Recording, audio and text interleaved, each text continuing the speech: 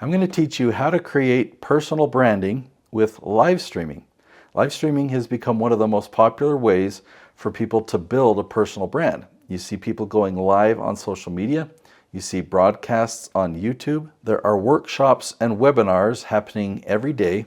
And when it's used the right way, live streaming can be a very powerful tool. It's important that you understand what live streaming is best for and what it isn't best for, because if you use it strategically, then it can dramatically strengthen your relationship with your audience. In this episode, you'll learn how to use live streaming to nurture your tribe, answer their questions directly, and build the kind of trust that turns followers into loyal clients. Let's dive right in.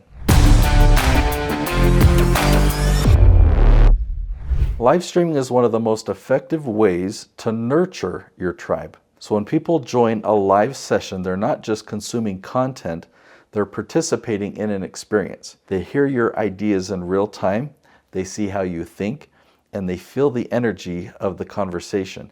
And that creates a deeper connection. Live content allows people to experience your personality. They get to see your expertise, and they get to understand your teaching style and learn your biases in a way that feels very real and very human. It's the one reason that live streaming can be such a powerful part of personal branding. It helps people feel like they actually know you. One format that works especially well today is live webinars with Q&A. When people join a webinar, they're often there because they want to learn something specific.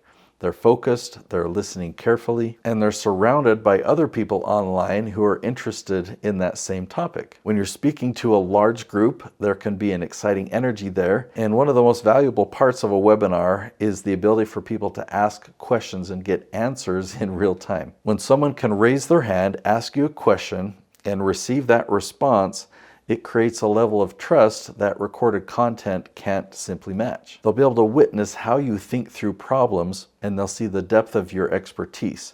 They'll experience firsthand how you're able to help people. And that kind of interaction can be very powerful for building relationships with your audience.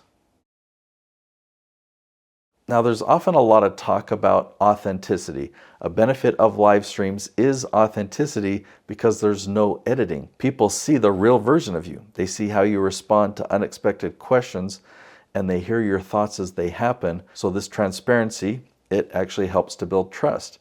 People begin to feel confident that they're learning from someone who genuinely understands the topic, and trust is the most valuable part of personal branding.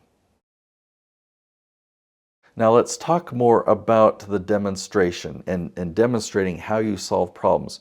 So for example, you might take a question from the audience during Q&A, and just like you would do in a live setting, you can even do this on a webinar where you can put someone in a hot seat and walk them through a specific challenge. It might take some practice, but it can be a very powerful experience for everyone involved, not just the person in the hot seat. Or another way you can do this is just walk people through case studies, explain the situation, the strategy that you used, and then show them the results that came from it. When people see you solving real problems in real time like this, then it's very powerful for them. They don't just hear your ideas, but they experience how you think.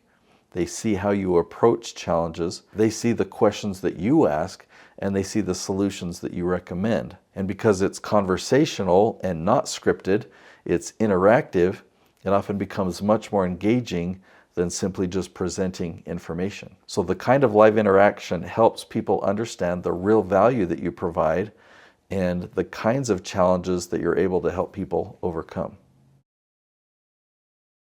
Now, there's a big mistake that many people make with live streaming. You may feel like you need to commit to a rigid schedule because people are going to be waiting for you.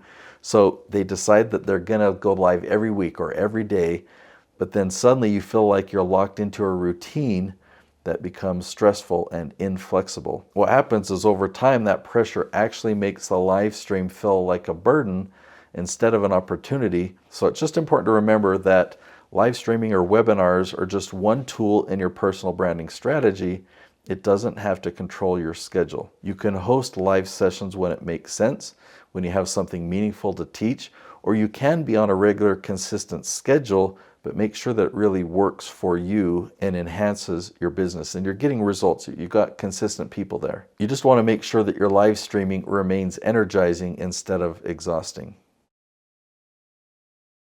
Now, you'll often hear people say that your message matters more than the medium, and there's a lot of truth to that. If your goal is nurturing relationships and helping people who already know you, then that message is very true that the medium doesn't really matter. Live streams, webinars, podcasts, all social media posts, they can work well for that kind of connection. But you also need to understand that if you're talking about marketing, the platform you use actually does matter because different platforms create different opportunities for discovery. Some platforms are excellent for nurturing relationships like Facebook, LinkedIn, Instagram, Twitter, but others are much stronger for helping new people discover you when they're searching for answers. So Google, YouTube, ChatGPT, Perplexity. Live streaming is usually the best for nurturing and interacting with people who know you. But when it comes to marketing and reaching new audiences, you'll often want to combine live content with evergreen content that can be discovered over time. That allows you to build momentum as you put out more and more content,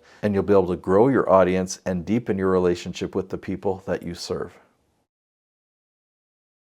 Live streams are often seen primarily by people who already know who you are. They already follow you, so they're great for strengthening relationships with your existing audience. But if your goal is discovery, if you want new people to find you, then evergreen content tends to work much better. So let me explain that a little bit deeper, because evergreen content can answer a specific question that people are searching for in that moment, and it continues to work for you long after it's created. That's why we call it evergreen. And it allows people who have never heard of you before to discover your expertise when they're looking for help. So a balanced strategy often looks like this.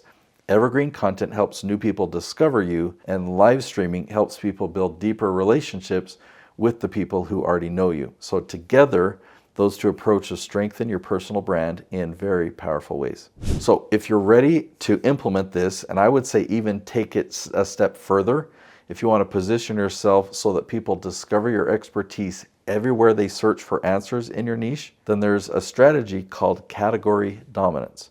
Category dominance means becoming the person that people find across all platforms like YouTube, Google, ChatGPT, Perplexity, Claude. Okay, keep naming to the list. When someone asks a question related to your expertise, they keep finding you. And that's when your personal brand begins to generate opportunities, leads, influence, revenue in a very predictable way. So if you want to see how this strategy works, go watch the episode. I'll link to it right there. It's called Achieve Category Dominance, and I'll walk you through the strategy step by step. I'll see you there.